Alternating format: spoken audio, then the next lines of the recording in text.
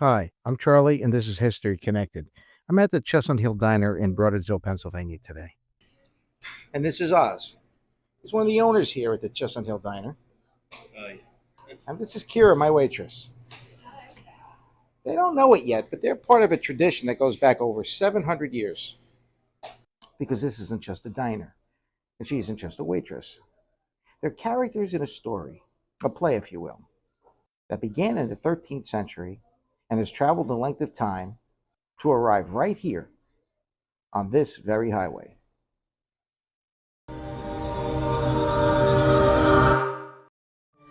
Roads are a lot like ideas. They don't always last forever. 1,000 years ago, the Roman Empire created one of the greatest travel networks in history, the Cursus Publicus. Under Emperor Augustus, the Romans designed a system of relay stations with fresh horses to connect the farthest reaches of the empire. It wasn't just about speed, it was about control. If you ruled an empire that stretched from Britain to Egypt, you needed to know what was happening, everywhere, all the time. These way stations weren't glamorous. Bread, olives, maybe some watered wine if you were lucky. But they got the job done. Couriers carried diplomas, official passes that granted them access to the system. Imagine flashing your Roman VIP card and getting priority treatment. Until the empire fell, that is. When the Western Roman Empire crumbled in the 5th century, so did the Cursus Publicus. The roads cracked, the stations crumbled, and the idea of a unified travel network was buried under the rubble of history. For 600 years, the concept of a connected world lay dormant. But ideas don't always stay buried.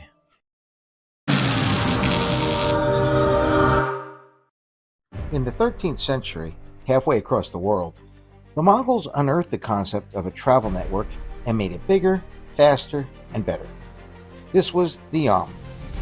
The Yam wasn't just fast, it was revolutionary. Messages could travel up to 200 miles a day thanks to the Erts, relay stations spaced 25 miles apart where couriers swapped their tired horses for fresh ones. But for the Yams to succeed, you needed horses, and lots of them. Luckily for Genghis Khan, the Mongols were the horse masters. For centuries, the Mongols had lived as nomads on the Central Asian steppe, a vast, unforgiving landscape where survival meant mastering the art of horsemanship. A Mongol child learned to ride before he could walk. Warriors carried several spare horses into battle, swapping mounts mid-charge to outlast their enemies. Horses weren't just transportation, they were the lifeblood of the Mongol culture. To keep the Yam running, the Mongols relied on a vast network of horse breeders and herders. Each Ert needed dozens of fresh horses at all times. Local communities provided these animals as a tribute to the empire, while herds roamed freely under the care of nomadic families. And when the horses galloped, they galloped hard. A single courier might ride a dozen horses in a day, swapping out at each station to maintain speed. Horses ran at a full tilt for 20 or 30 miles before they were allowed to rest. Behind the scenes, a team of grooms and attendants cared for the animals, ensuring that they were healthy and ready to run. Veterinary practices, some passed down through the generations, kept the horses fit for service. In a way, the Yam wasn't just a postal system, it was a biological marvel, a living, breathing machine powered by the Mongols' mastery of horse culture. The Mongol horses weren't just tools of the empire, they were partners in its creation. Without them, the Yam simply wouldn't have worked.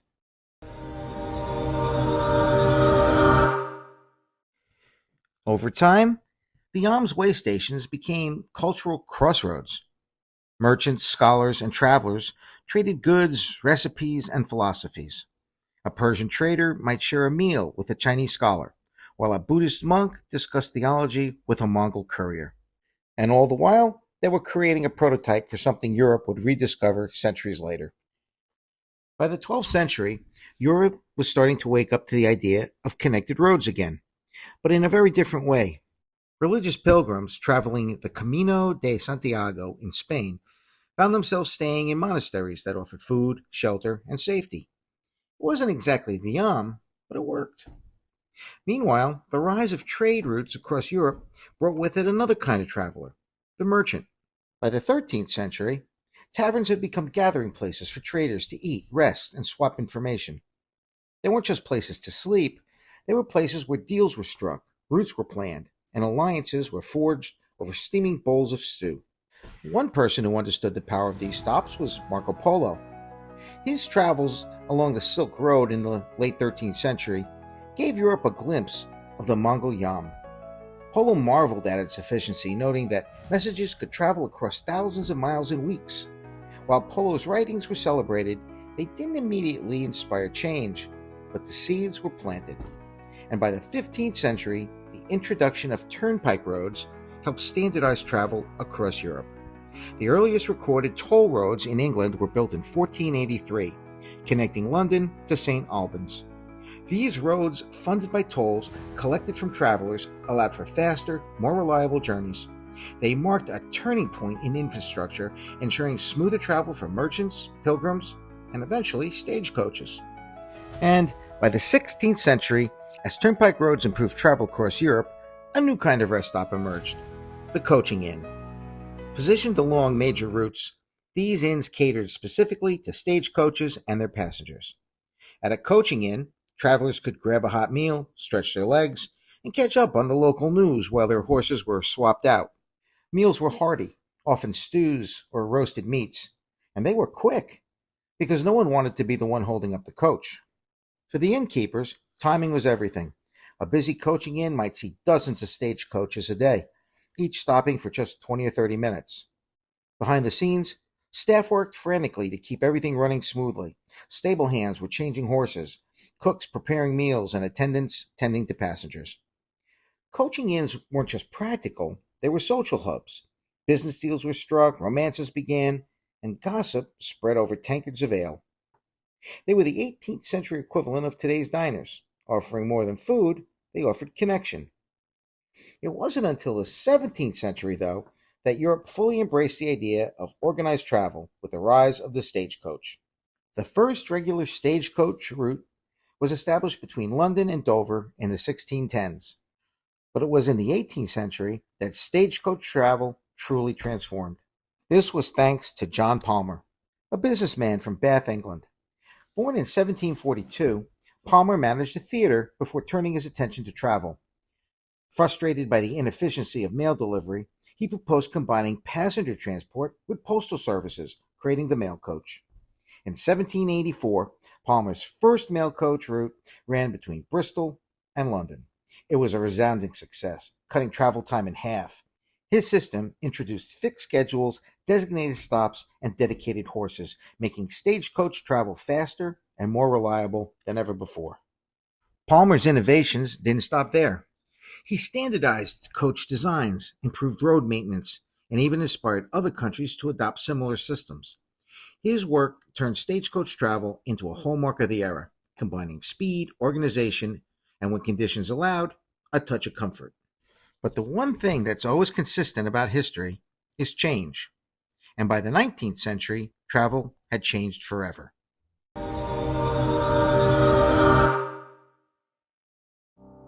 Stagecoaches, once the pinnacle of speed, were now plodding along a new force, the railroad.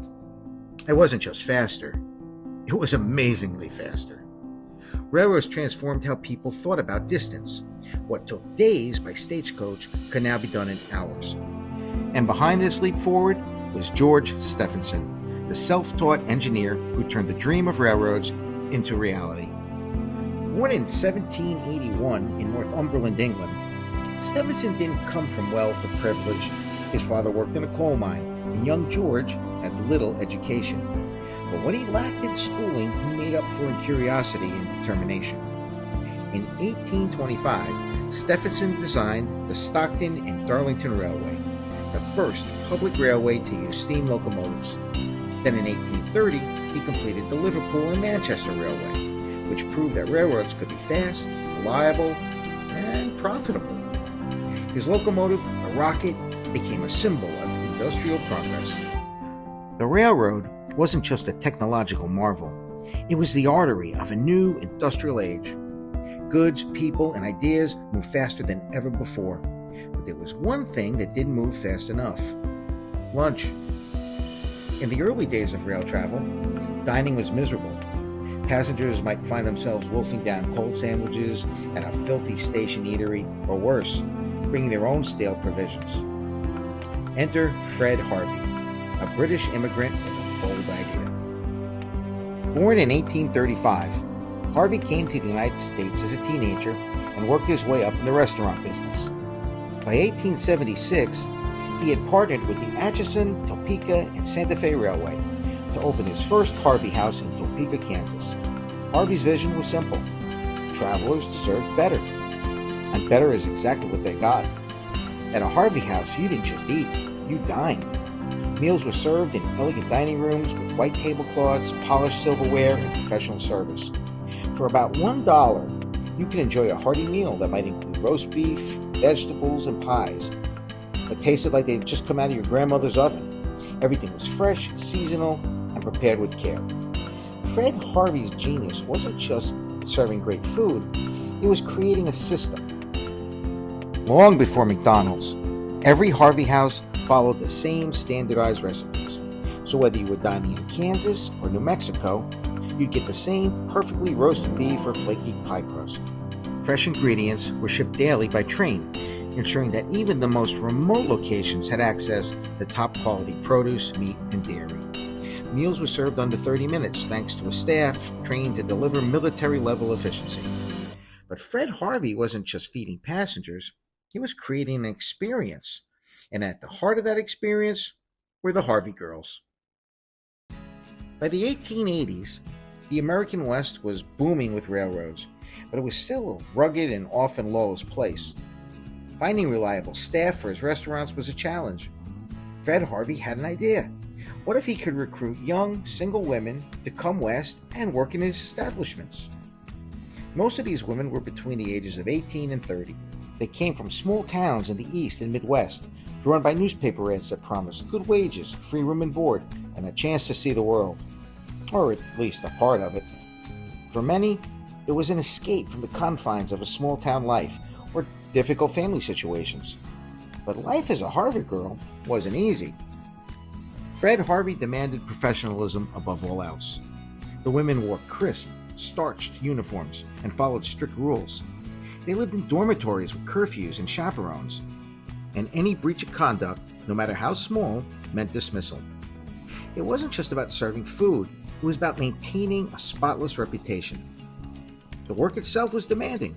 Each Harvey girl memorized the menu, mastered the art of carrying multiple plates at once, and served passengers with a smile, often under tight schedules and grumbling train delays. The pace was fast, the standards were high, and the expectations never wavered. But the rewards were worth it. For their efforts, the Harvey girls earned steady wages, around $17.50 a month, plus room and board, which was good money for the time. More importantly, they gained independence. For many of these women, it was their first taste of financial freedom and self-reliance. And their influence went far beyond the dining room. The Harvey girls helped bring a sense of civility to the frontier.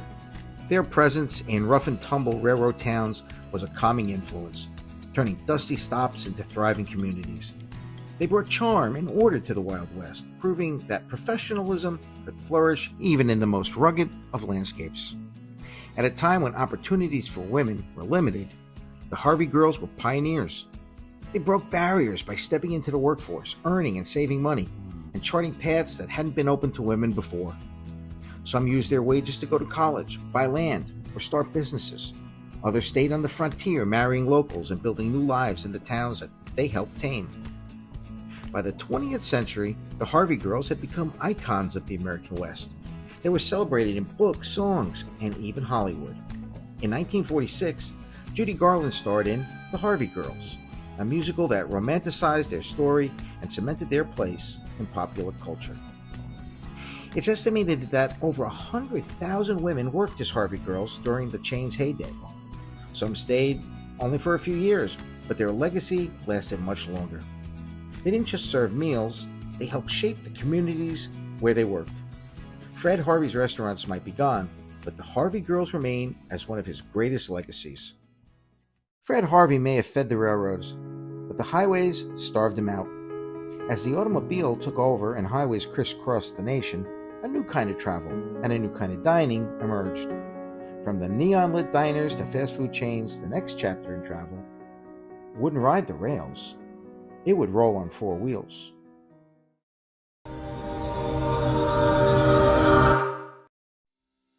By the early 20th century, travel had taken to the roads. Automobiles were everywhere, giving people the freedom to go where they wanted, when they wanted. And for the first time, the journey itself could be as important as the destination. But freedom requires infrastructure.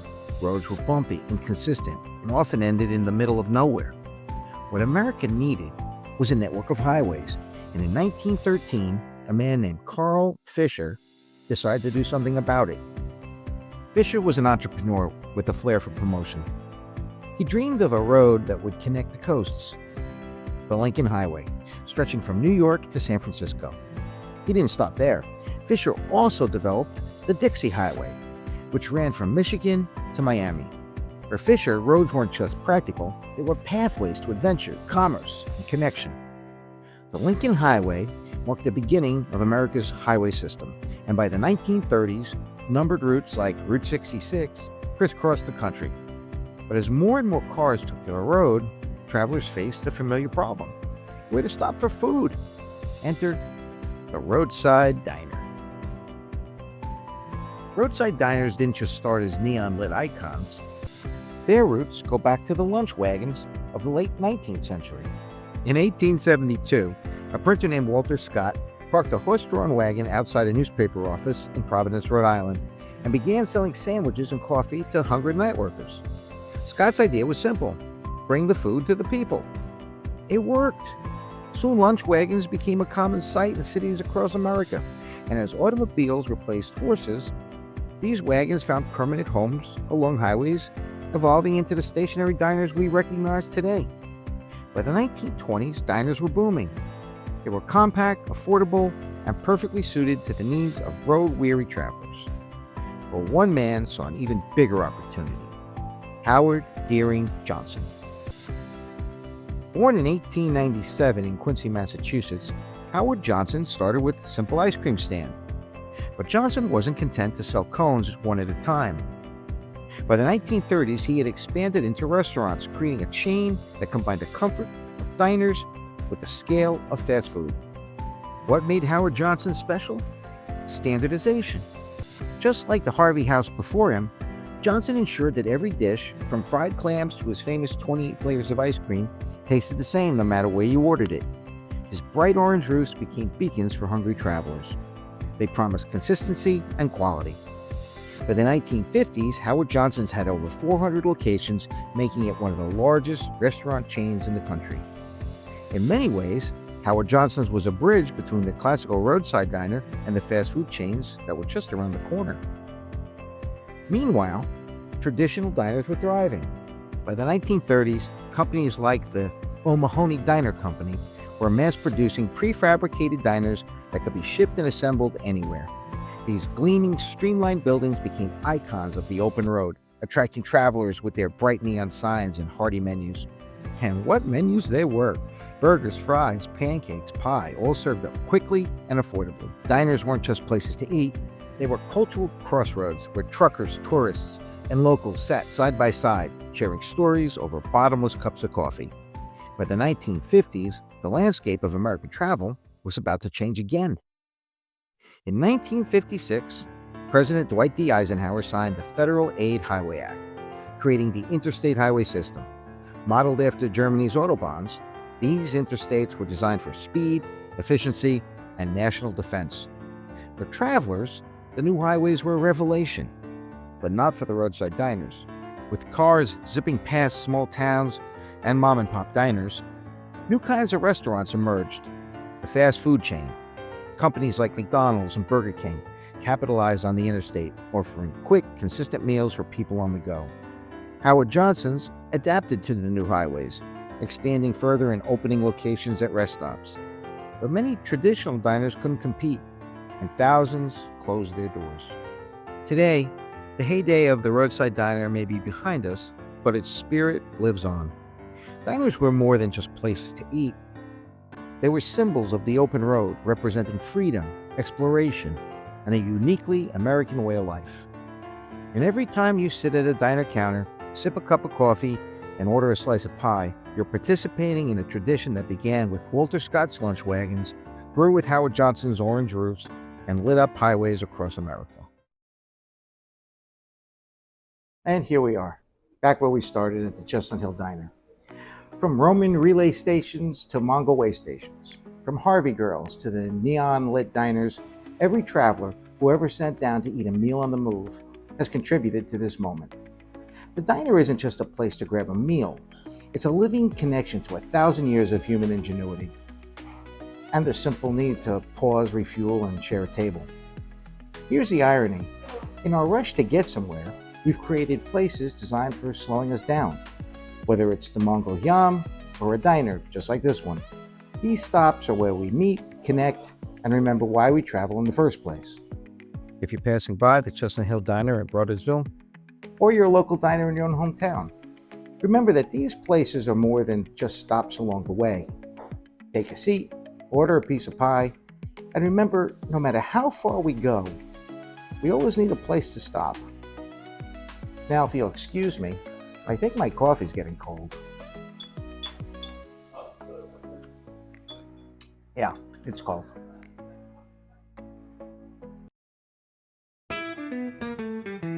Hi, this is Charlie from History of Connected. I just want to thank you for watching.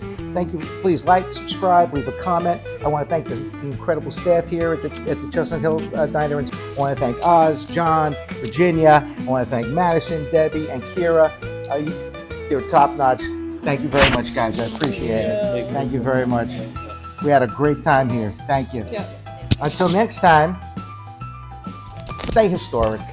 Stay historic, guys. Bye. Everybody, stay historic. Stay historic.